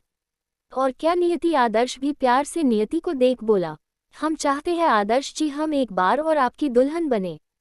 हम चाहते हैं आदर्श जी हम आपकी दुल्हन बने और आप हमारे दुल्हा, और हम दोनों वापस से एक बार शादी करें। और इस बार जब हमारी शादी हो तो इस बार हमारे बीच कोई भी मजबूरी नहीं बल्कि प्यार और ईमानदारी हो। और इस बार हम वो सब करना चाहते हैं जो हम तब नहीं कर पाए थे। इस बार हम हर एक रस्मों को अच्छे से निभाना चाहते हैं। और इतना ही नहीं आदर्श जी, इस बार हम ना बिल्कुल वैसे ही आपका अपनी सुहाग की सेज पर बैठकर इंतजार करना चाहते हैं जैसे हमने तब किया था जब हमारी शादी हुई थी। मगर तब हम दोनों एक दूसरे को समझते तो थे, मगर तब हमारे अंदर एक दूसरे के लिए प्यार नहीं था। पर इस बार प्यार भी है और एक दूसरे के लिए एहसास भी है। और हम ना आदर्श जी आपके साथ इस बार हनीमून के लिए कहीं बाहर भी जाना चाहते हैं। बोलते हुए नियति काफ़ी खुश नजर आ रही होती है। नियति बस नॉन स्टॉप बोले जा रही थी और आदर्श अपनी नियति की सारी बातों को बड़े ही प्यार से सुने जा रहा था और उसकी हर एक बात पर अपनी हामी भी भरे जा रहा था। जब नियति को महसूस होता है वो काफ़ी देर से बस बोले जा रही है तब नियति शांत हो जाती है और आदर्श को अपना मासूम और क्यूट सा फेस बनाकर देखते हुए बोली, आदर्श जी क्या हम सच में काफ़ी ज़्यादा बोलते हैं? ये सब बोलते हुए नियति काफ़ी ज़्यादा प्यारी लग रही होती है। नहीं, बिल्कुल नहीं, तुम बिल्कुल भी ज़्यादा नहीं बोलती, बल्कि मैं तो अपनी सारी जिंदगी तुम्हारी इन बातों को बिना बोर हुए ही सुन सकता हूँ, आदर्श बड़े ही प्यार से बोला, जिसे सुन नियति मुस्कुरा देती है। नियति, आदर्श धीरे से बोला, उद्धरण चिन्ह। जी आदर्श जी, उद्धरण चिन्ह। परी अकेली है और वह अभी छोटी भी है और मुझे लगता है तुम्हें इस समय परी के साथ होना चाहिए। आदर्श जी क्या आप चाहते हैं हम परी के पास जाए? उद्धरण चिन्ह। हाँ मैं चाहता हूँ तुम परी के पास जाओ, वैसे भी परी तुम्हारी ही नहीं मेरी भी बेटी है और हमें हमारी बेटी को ऐसे अकेले नहीं छोड़ना चाहिए, आदर्श प्यार से बोला, जिसे सुन नियति भी हाँ में अपना सर हिला, एक नज़र अपने दोनों बच्चों को देखती है जो आराम से सो रहे थे, जिन्हें एक नज़र देख नियति उस कमरे से बाहर चली जाती है और आदर्श भी पीहू की साइड से उठ अंश के पास जा उसे अपने सीने से लगाकर सो जाता है। 228। अगली सुबह परी घर से बाहर निकलकर सड़क किनारे बैठी एक छोटे से कुत्ते के बच्चे को कुछ ब्रेड के टुकड़े और बिस्कुट दे रही होती है और वो छोटा सा बच्चा भी परी के दिए हुए बिस्कुट और ब्रेड अपनी पूंछ हिलाते हुए खा रहा था, जिसे बेसे खाते देख परी के चेहरे पर एक अलग ही चमक होती है और वह उस कुत्ते के बच्चे को देखती और अपने हाथ में पहनी घड़ी को देखती है। परी ये सब काफ़ी बार करती है और वह छोटू सा बच्चा ब्रेड और बिस्कुट खा लेने के बाद परी के सामने ही पूंछ हिलाते बैठ जाता है और परी को लाड़ दिखाने लगता है, जिसे ऐसे लाड़ दिखाते देख परी भी मुस्कुराने लगती है और वापस से अपने हाथ में पहनी घड़ी देखती है और जैसे ही परी देखती है उसके हाथ में पहनी घड़ी में आधा घंटा हो गया है, जिसे देख परी काफ़ी ज़्यादा खुश हो जाती है और उसी खुशी में वो उस छोटे से डॉगी को देखती है जो कुछ देर पहले एकदम ठीक था और परी को लाड़ दिखा रहा था। वही बच्चा अब जमीन में पड़ा तड़प रहा होता है और उसके मुंह से सफ़ेद झाग निकल रहा होता है और वह ऊँह की आवाज़ करते हुए तड़प रहा होता है, जिसे ऐसे तड़पते देख परी मुस्कुरा रही होती है और बस उस बच्चे को तड़पते देखते रहती है और बेसे ही करीब 20 मिनट तक तड़पते रहने के बाद वो बच्चा अपना दम तोड़ देता है, जिसे ऐसे दम तोड़ते देख परी खुश हो जाती है और बेसे ही खुश होते हुए खुद से ही बोली, बिल्कुल ऐसे ही मम्मा, हाँ बिल्कुल ऐसे ही आप और आपका सारा परिवार तड़पेगा। उद्धरण चिन्ह। बिल्कुल ऐसे ही आप तड़पोगी और आपको तड़पते देख मुझे खुशी होगी। जब आप रोगी तड़पोगी तब मुझे बड़ा ही सुकून मिलेगा और मेरा बदला पूरा होगा। आपने मुझे बहुत दुख दिए हो मम्मा, मगर अब दुख देने की बारी मेरी है। जितना आपने मुझे रुलाया है उतना ही मैं भी आपको रुलाऊंगी। ये सारी ही बातें सोचते हुए परी काफ़ी ज़्यादा खुश हो रही थी। अभी परी अपनी सोच में गुम थी, तभी उसे अपनी मम्मा की आवाज़ सुनाई देती है जो परी से बोली, परी बेटा तुम यहाँ पर क्या कर रही हो? उद्धरण चिन्ह। बो में मम्मा यहाँ पर बोलते हुए ही परी हड़बड़ा जाती है और कुछ सोचने लगती है और सोचते हुए ही उसके दिमाग में एक प्लान आता है और वह अपनी आंखों में काफ़ी सारे आंसू लिए बोली, मम्मा देखो ना मम्मा, ये छोटू सा डॉगी, इसे क्या हो गया है? ये अभी ही तो मेरे साथ खेल रहा था और अब देखो ना मम्मा, ये कुछ बोल नहीं रहा है, ना ही उठ रहा है। बोलते हुए ही परी काफ़ी जोरों से रोने लगती है और उस डॉगी की तरफ इशारा करती है। परी का इशारा समझ जैसे ही नियति उस बिल्कुल से छोटे बच्चे की तरफ देखती है, जिसकी आंखें तो खुली होती है मगर मुंह में काफ़ी सारा झाग होता है, जिसे बेसे देख नियति जल्दी से नीचे बैठ उस कुत्ते के बच्चे को देखने लगती है और उसे उठाने की कोशिश करती है, मगर वो डॉगी का बच्चा मर चुका था, जिसे देख नियति की आंखें हल्की सी नम हो जाती हैं और नियति को समझते देर नहीं लगती, किसी ने उस बच्चे को जहर दिया है, जिस कारण वह छोटा सा बच्चा जो करीब 1 से 2 माह का ही होगा वो मर चुका है। जब परी नियति की आंखों में हल्की सी नमी देखती है, वो भी एक कुत्ते के बच्चे के लिए, तो उसकी आंखें चमक उठती हैं और वह अंदर ही अंदर हंसने लगती है और हंसते हुए बोल रही होती है, ये तो बस ट्रेलर है मम्मा, अभी पूरी पिक्चर बाकी है और आपको इससे भी ज़्यादा रोना है। यही सब सोचते हुए परी खुश हो रही थी। तभी नियति उस छोटे से बच्चे को अपने हाथ में उठा उसे देख परी से बोली, परी बेटा ये बच्चा तो जा चुका है, अब हमें इसे मिट्टी में दफनाना होगा। ये बोलते हुए ही नियति की आवाज़ में हल्का दर्द होता है, जिसे महसूस कर परी अंदर से तो काफ़ी खुश हो रही थी मगर बाहर से दुखी होने का नाटक करते हुए बोली, ठीक है मम्मा, इतना बोल वह नियति के साथ जाने लगती है। थोड़ी देर बाद घर के सभी सामने लिविंग रूम में ही बैठे बातें कर रहे थे। तभी नियति परी का हाथ पकड़े दरवाजे से अंदर आती है, जिसे देखते ही अंश जल्दी से मम्मा मम्मा कर नियति के पास जाने लगता है और नियति भी अंश को अपने पास आते देख परी का हाथ छोड़ अंश को अपनी गोद में उठा लेती है और अपने बेटे को गोद में उठा प्यार से उसके दोनों गालों को चूम लेती है, जिस कारण अंश मुस्कुराने लगता है। मगर परी अपने हाथ को देखती है, जिस हाथ को थोड़ी देर पहले उसकी मम्मा ने थाम रखी थी, मगर अंश के पास आते ही उसकी मम्मा ने उसके हाथ को छोड़ अंश को अपनी गोद में उठा ली। ये देख परी को अंदर ही अंदर अंश के ऊपर काफी ज्यादा गुस्सा आने लगता है और परी का मन करता है वह अभी ही अंश को जहर देकर उसे मार दे, पर वह किसी तरह अपने गुस्से को शांत कर अपने कमरे में चली जाती है और नियति सोफे पर बैठ उस छोटू डॉगी के बारे में सबको बता देती है, जिसे सुन सभी थोड़े सड होते हैं और पीहू उसकी तो आंखों से आंसू बहने लगते हैं और वह अपने भरे हुए गले के साथ बोली, मोम वह डॉगी तो मेरा दोस्त था और मैं उसके साथ खेला करती थी, उसे कौन मार सकता है। बोलते हुए वह रो पड़ती है। जिसे रोते देख आदर्श उसे अपने सीने से लगा शांत करवाते हुए बोला, पीहू बेटा ऐसे रोते नहीं है, मुझे पता है बेटा वो डॉगी आपका दोस्त था और आप रोज स्कूल जाने से पहले और स्कूल से आने के बाद उस डॉगी के पास जा उसे खाना देकर उसके साथ खेला करती थी, और अब वह नहीं रहा तो आपको बुरा लग रहा है।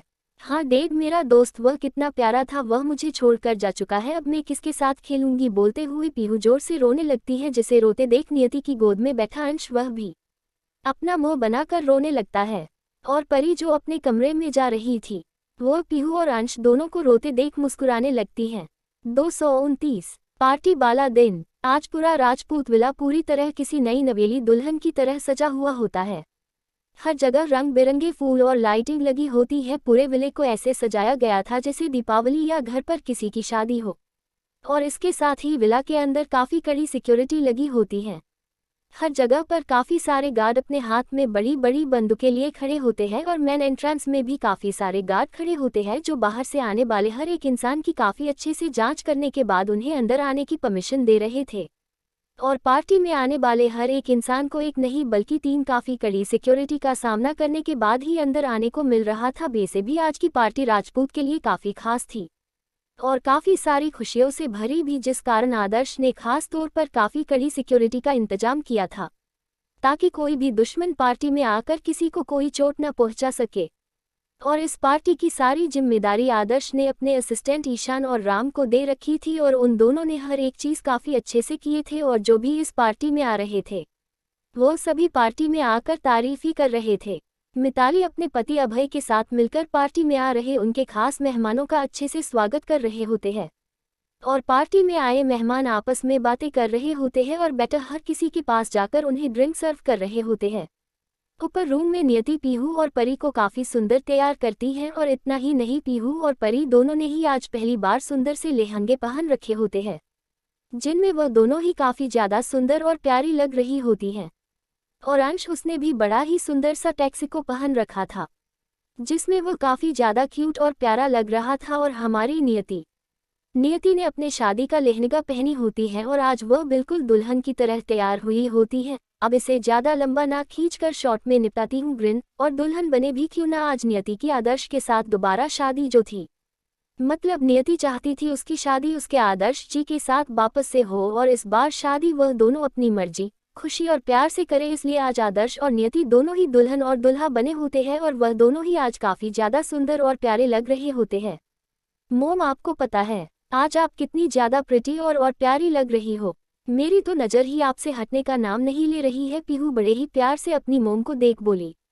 अपनी दीदी की बात सुन अंश जो वहीं पर बेड पर बैठा था वह भी खुश होकर अपने दोनों हाथों से ताली बजाकर मम्मा मम्मा बोल चिल्लाने लगता है, साथ ही काफी ज्यादा खुश और हंस भी रहा होता है। जिन्हें ऐसे देख नियति के होठों पर एक बड़ी सी और प्यारी सी मुस्कान आ जाती है।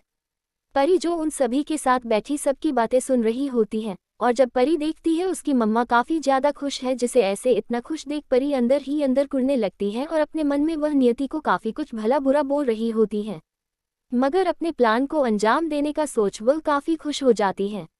नियति प्यार से पीहू, परी और अंश तीनों के माथे और गालों को चूम उन्हें प्यार करते हुए बोली, अच्छा क्या हम सच में इतने प्यारे लग रहे हैं।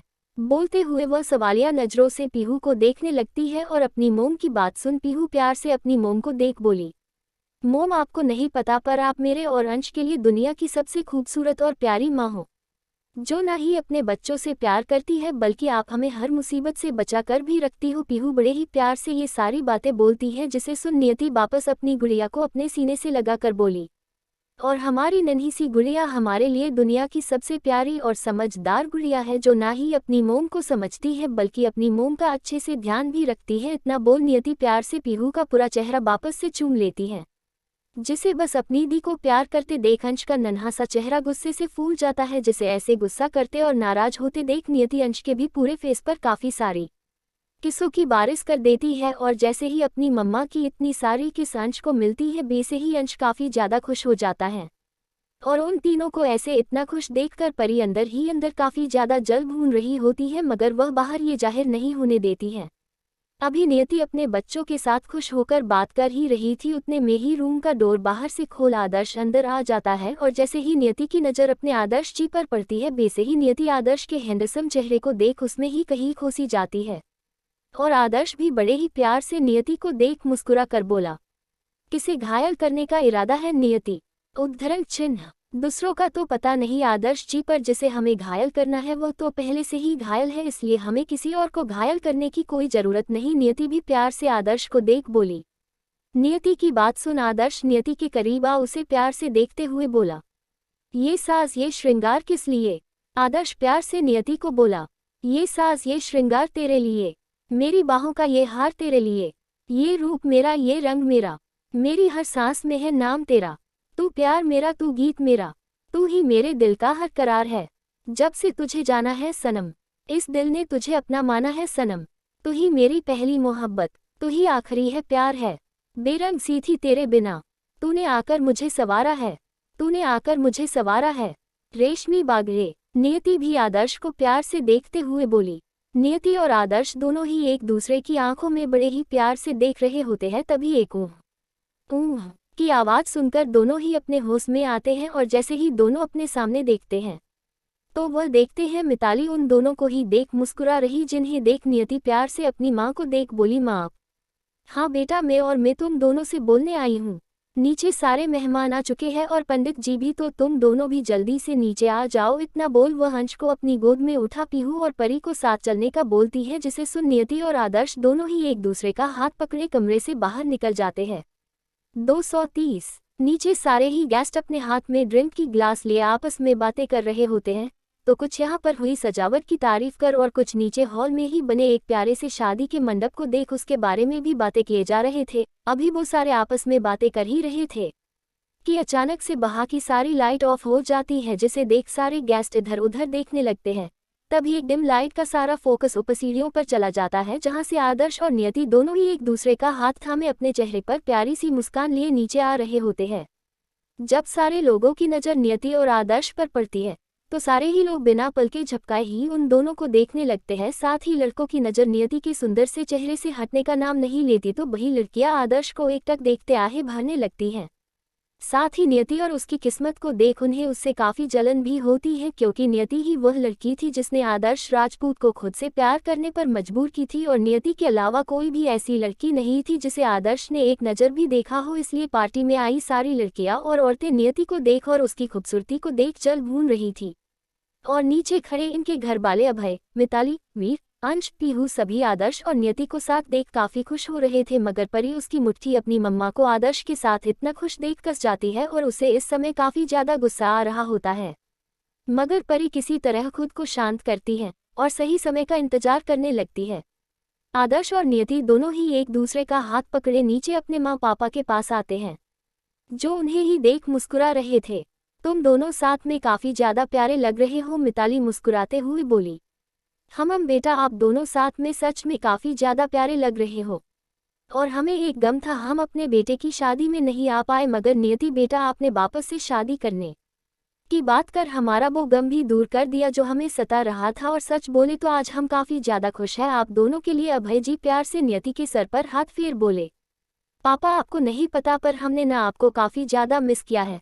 अगर आपको हमारी बात पर यकीन ना हो तो आप माँ से पूछ सकते हैं। हम जब भी माँ से आपके बारे में बात करते माँ हमसे यही बोलती, आप देश के सेवक हैं और आप अपने देश की सेवा कर रहे हैं। नियति अभय जी के गले लग अपने चेहरे पर कई सारे भावों को लिए बोली, मोम दे चलो ना, अब पंडित जी भी आ चुके हैं और सारे गेस्ट भी, और अब पीहू अंश को आप दोनों की शादी भी देखनी है। पीहू बड़े ही प्यार से अपना क्यूट सा फेस बनाकर बोली, हाँ पीहू चलो अब हम सब मिलकर आपके मोम देव की शादी देखेंगे।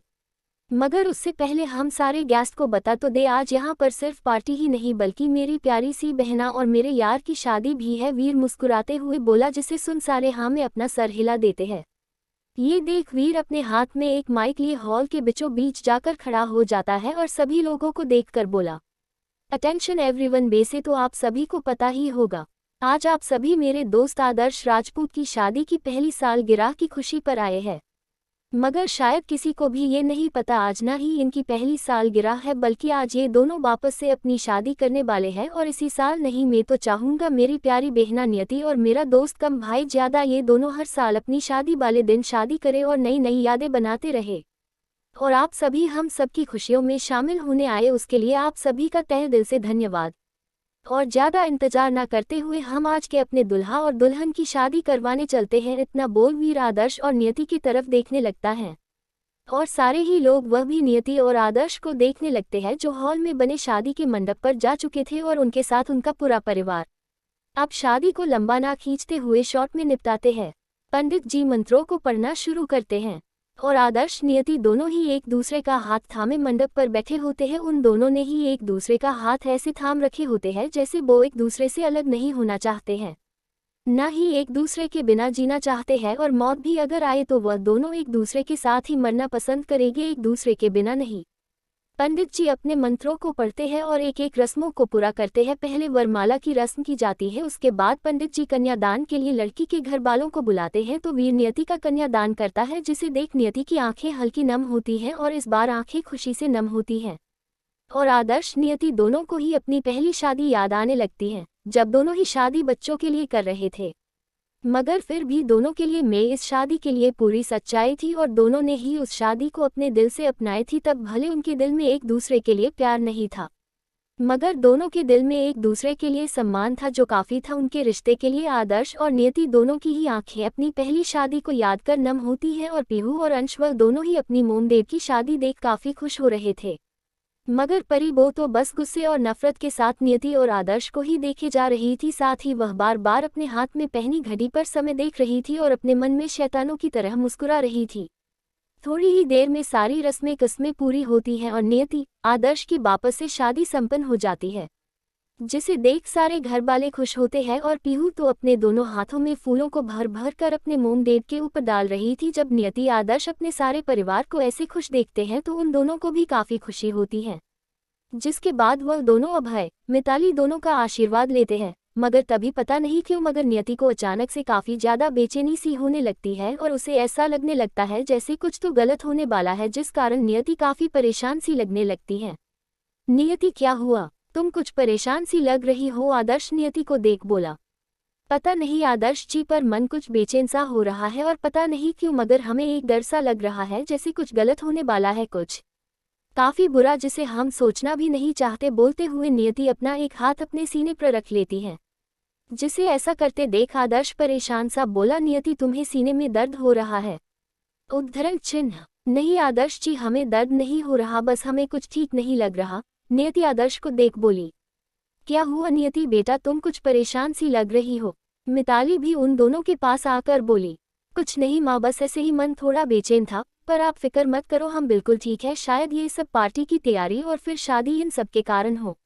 नियति सबको अपने लिए परेशान होते देख बोली, दादी दादाजी ये लीजिए खीर, आज मम्मा की वापस से शादी हुई है पीहू के देव के साथ, तो इसी खुशी में मैंने ना सबके लिए स्पेशल बाली खीर बनवाई है। वैसे भी आज काफी बड़ी खुशी का दिन है, तो इसी खुशी के पल में क्यों ना कुछ मीठा हो जाए।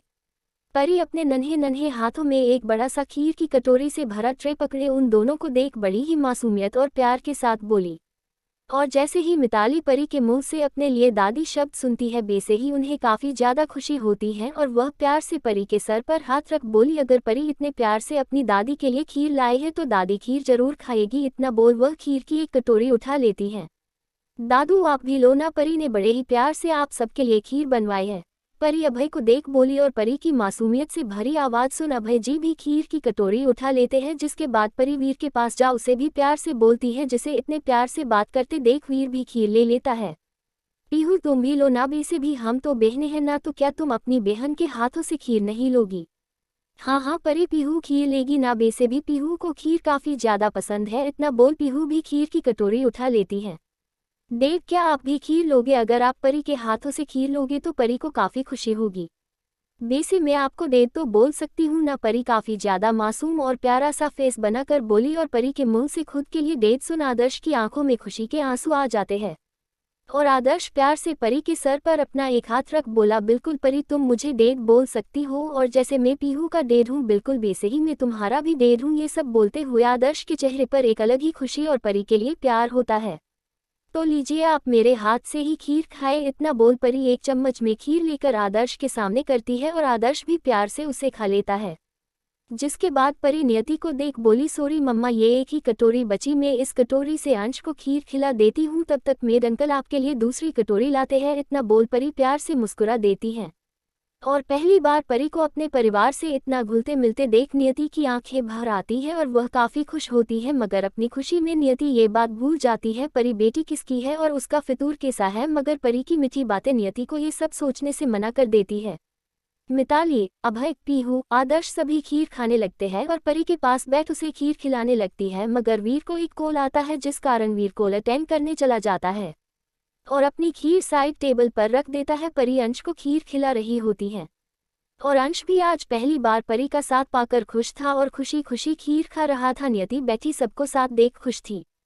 शादी के बाद सारे मेहमान खाना खाने के बाद जा चुके थे और अब घर में बस सारे घरवाले ही मौजूद थे। अभी नियति खुश हो ही रही थी, तभी उसे वीर की आवाज़ सुनाई देती है। और जैसे ही नियति वीर की आवाज़ सुन अपने सामने देखती है, वैसे ही नियति की आंखें आंसुओं से भर जाती है और उसके मुंह से अनायास ही निकलता, मम्मी पापा।